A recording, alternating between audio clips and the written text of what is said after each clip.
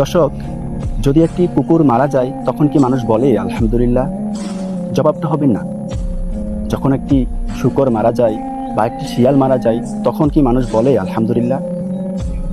তখনও মানুষ বলে না।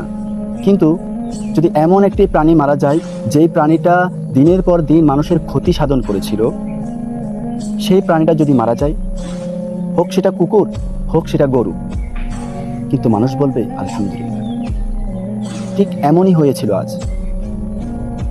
আওয়ামী লীগের সাবেক এমপি, সাবেক মন্ত্রী তোফায়েল আহমেদ মারা গিয়েছে। তার মৃত্যুতে মানুষ আলহামদুলিল্লাহ বলে ঢল নামিয়ে দিয়েছে। কিন্তু এটা কেন? একজন মানুষ মৃত্যুবরণ করার পরে তার মৃত্যুতে মানুষ ইন্নালিল্লাহ না বলে আলহামদুলিল্লাহ কেন বলল? এর কারণ কি? কি এমন অপরাধ করেছিল তোফায়েল আহমেদ যার কারণে মানুষ তার মৃত্যুতে ইন্নালিল্লাহ না বলে আলহামদুলিল্লাহ বলেছিল? তো উল্লেখযোগ্য অনেকগুলো কারণ আছে, তার মধ্যে আমি একটি কারণ আজকে আপনাদের সামনে উল্লেখ করার চেষ্টা করব ইনশাআল্লাহ। 5 মে শাপলার সেই গণহত্যার মাস্টার মাইন্ডের মধ্যে একজন ছিল সেই তোফায়েল আহমেদ,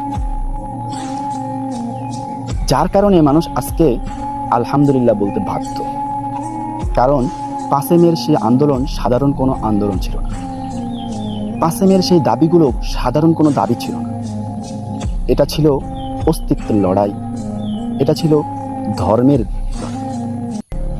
আসলে কি হয়েছিল পিছনে ফিরে দেখা যাক। 5 মের সেই দাবিগুলো কেন হয়েছিল,